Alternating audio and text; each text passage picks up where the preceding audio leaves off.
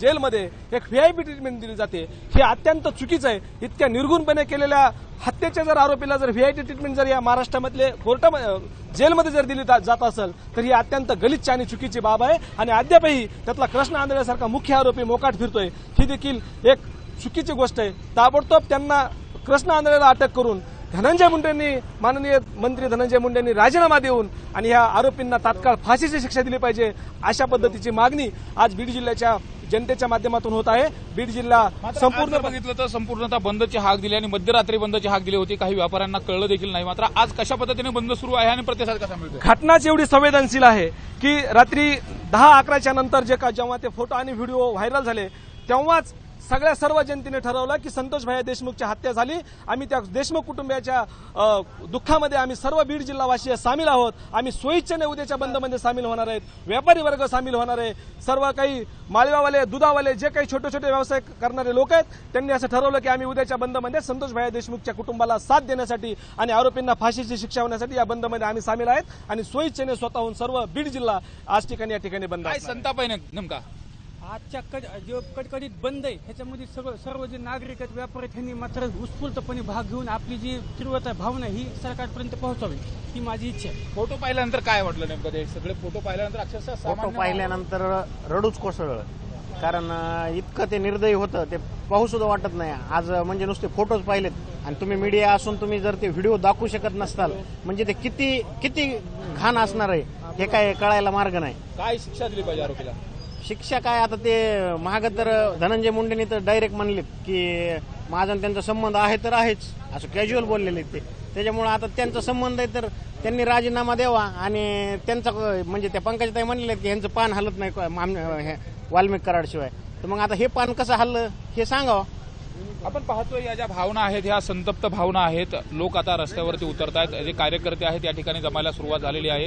छत्रपती शिवाजी महाराज पुतळ्यापाशी हे कार्यकर्ते जमलेले आहेत। त्यानंतर जो संताप आहे तो व्यक्त केला जातोय। जे व्यापारी आहेत ते उत्स्फूर्त पद्धतीने या बंदमध्ये सहभागी होते आणि तशा पद्धतीचं आवाहन ते करण्यात आलेले। हा काय कुठल्या एका जाती धर्माचा नाही। मात्र हा जो बंद आहे या बंदच्या संदर्भामध्ये जे संवेदनशील बीडमधील लोक आहेत त्यांनी उत्स्फूर्त पद्धतीने या बंदची हाक दिलेली आहे। त्यामुळे आता नेमकं या प्रकरणामध्ये जे आरोपी आहेत जेलमध्ये असलेले आरोपी आहेत त्यांना व्हीआयपी ट्रीटमेंट का दिली जाते यासह अनेक प्रश्न उपस्थित केले जातात आणि एकूणच या प्रकरणामधले जे कोणी आरोपी आहेत त्यांच्यावरती कठोर शासन झालं पाहिजे, फाशीची शिक्षा दिली पाहिजे अशी देखील मागणी केली जाते। तर दुसरी मागणी केली जाते धनंजय मुंडे यांनी राजीनामा दिला पाहिजे। नैतिकतेच्या आधारावरती का होईना पण धनंजय मुंडे यांनी राजीनामा दिला पाहिजे अशी देखील मागणी केली जाते। त्यामुळे एकंदरीत या संपूर्ण प्रकरणामध्ये आज तुम्ही कडकडीत बंद करताय। मात्र जर या आरोपींना कठोर शासन नाही झालं तर पुढचं पाऊल काय असणार आहे? मराठा समाजाने काय बांगड्या भरलेल्या नाहीत। या आरोपीला जर शासनाने शिक्षा दिली नाही तर मराठा समाज यांना रस्त्यावर चौकामध्ये फाशी दिल्याशिवाय राहणार नाही, यांना फिरू देणार नाही। शासनाने आणि न्यायदेवतेने सुद्धा याची दखल घेतली पाहिजे। कुठल्या जाती धर्माचा हा विषय नाही। मात्र ज्या पद्धतीने दुर्दैवी घटना घडली ही अत्यंत चुकीची आहे। मग कशा पद्धतीने यामध्ये काय इशारा असेल सरकारला? सरकारला इशारा असा आहे की येणाऱ्या काळामध्ये गावगावामधले जे लोक आहेत आणि तालुक्यामधले जो समाज आहे तो शासनाच्या कुठल्याही मंत्र्याला फिरू देणार नाही, मुख्यमंत्र्याला सुद्धा फिरू देणार नाही। कठोर शासन झालं पाहिजे, त्यांना चौकात फाशी दिली पाहिजे। आपण पाहतो या तीव्र आणि संतापजनक भावना आहेत। जर या आरोपींना कठोर शासन नाही झालं तर कुणालाही फिरवू देणार नाही अशा पद्धतीचा देखील इशारा दिला जातो। त्यामुळे एकंदरीतच या प्रकरणामध्ये आता राज्य सरकारने तर सुरुवातीपासून आपण पाहतोय आरोपी अटक आहेत। अटक केलेले जे आरोपी आहेत त्यांच्या संदर्भामध्ये आता न्यायालयीन प्रक्रिया सुरू आहे। त्या संदर्भात चार्जशीट देखील दाखल झालेले। त्या आरोपींना कठोरात कठोर शासन केलं जावं हा जो संताप आहे तो सामान्य नागरिकांचा संताप आहे। त्यामुळे या प्रकरणामध्ये आता नेमकं कोर्टामध्ये प्रकरण सुरू असताना आरोपी कसे शिक्षेपर्यंत जातील हे देखील पाहणं महत्त्वाचं असेल। मात्र आजचा जो काही बंद आहे त्या बंदच्या पार्श्वभूमीवरती मोठा पोलीस बंदोबस्त देखील करण्यात आलेला आहे आणि हे जे कार्यकर्ते आहेत ते देखील संतापलेले आहेत। एकंदरीतच या संपूर्ण प्रकरणामध्ये जर आपण पाहिला तर घोषणाबाजी देखील केली जाते, या घोषणा देखील दिल्या जातात आणि त्यामुळे एकंदरीत आजचा जो काही बंद आहे तो शांततेत व्हावा यासाठी पोलीस प्रशासनातले अधिकारी देखील या ठिकाणी उपस्थित आहेत। या ठिकाणी सर बोलण्याचा प्रयत्न करू। काय आव्हान असेल लोकांना, कशा पद्धतीने हा बंद केला पाहिजे? शांततेत काय असेल त्यांचं ते सांगावं। कायदा व सुव्यवस्थेचा बाधा होईल असं कोणत्याही प्रकारची कृती करू नये।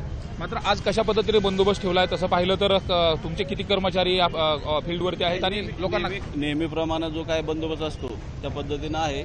चौकात पेट्रोलिंग नाही, लोकांमध्ये संताप आहे ते फोटो निघाल्यानंतर. मात्र संताप व्यक्त करत असताना कायदा हातात घेऊ नये अशा पद्धतीने एसपीने देखील हे केलेलं आहे, आवाहन केलेलं आहे. तुमचं देखील काय लोकांना आव्हान असेल? माननीय एसपी साहेबांनी जे आवाहन केलं त्याचप्रमाणे सगळं बीड जिल्हा पोलिसांचं आव्हान राहील की कायद्याच्या पद्धतीनं जे चालू आहे त्याला सहकार्य करून त्याच पद्धतीनं चालू द्यावं.